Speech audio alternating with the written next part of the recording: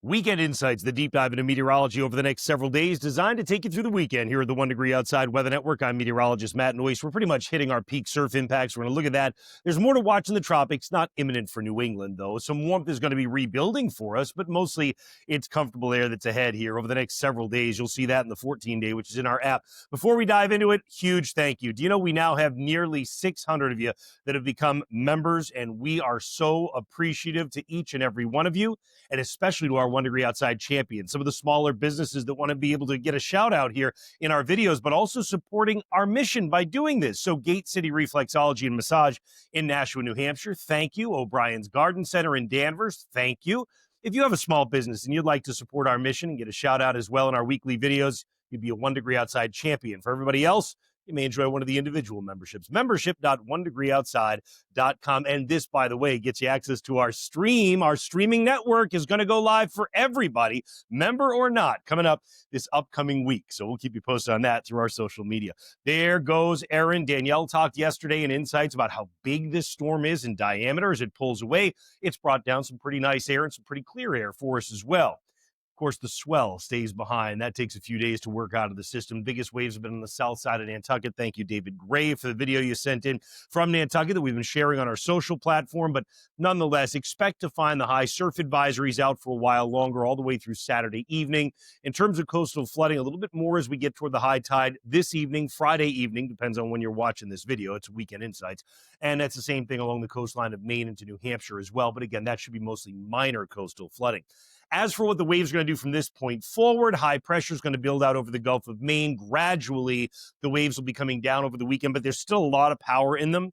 And so expect to find some pounding surf and rip currents with us. There's a storm center that kind of buzzes over us Monday. We'll look at that in just a minute.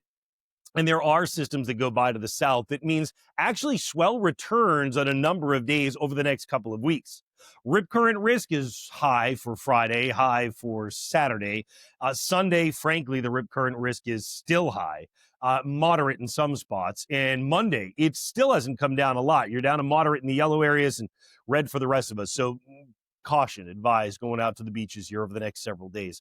So I mentioned there's more action in the tropics. There's one disturbance that seems very likely to develop, but you can see where it's going. It's already starting what we call a recurvature, which means it's going to come north and then go off to the north and east. The next one will be watched as a 40 to 50% chance of developing over the next several days. So we'll keep an eye on that one as well. That one may have just a little bit more potential because it comes in a little bit farther south. And the farther south it comes in, the longer it stays in play.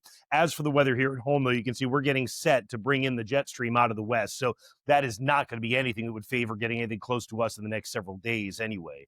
Notice that the wildfires have really died down in Canada, haven't they? You don't see a lot of that. Where is most of them now? Down across the plain states where it's been dry. So you'll get some smoke carried in high altitudes over the course of the weekend, but nothing like we had earlier in the season. So it's a pretty good weekend. Saturday looks very good for us overall. There's a slow-moving cold front that approaches Sunday and a Monday. We had first talked about this in our pattern predictions video, right? So here's how it works out for us. Sunday morning, there may already be showers and downpours into parts of northern Vermont. We think that's going to expand off to the east across some of the North Country on Sunday. Western New England may be able to get some showers or thunder scattered around on Sunday afternoon. I think the greatest chance, definitely, though, is the farther north and west in New England you are during the day Sunday. Sunday evening, some of that stuff kind of dies out as it drifts off to the east into the overnight, but the front itself arrives, and it does look like a wave of low pressure tries to develop along this front. So this would be what extends the chance of rain, showers, and downpours, at least scattered around into Monday.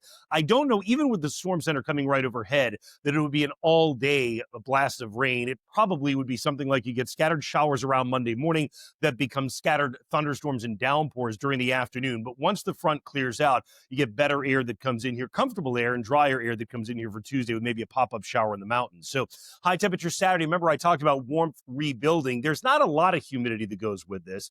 You'll start to feel a twinge of it as we get into Saturday overnight with low temperatures running in the 60s for many of us. And during the day Sunday, there's definitely a twinge of humidity. Temperatures are up into the 80s. It may feel a little bit warmer than these numbers because of that twinge of humidity. There are those showers kind of dropping into northwestern New England, drifting east and kind of weakening during the course of Sunday night. And by the time we get into Monday, we're talking about temperatures held down in spots because of the clouds and showers. But again, there is some amount of humidity that's going to be in the air with us. By Monday night, the brand new air starts sweeping in. And again, it's mostly comfortable air over the next several days. That certainly should be the case by the time we get along about Tuesday.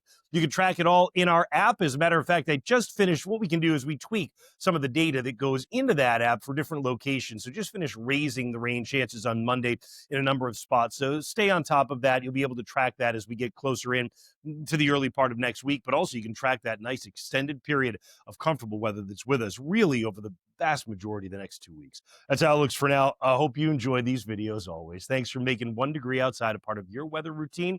We'll see you with the weekend edition tomorrow morning and beach and boating later on today.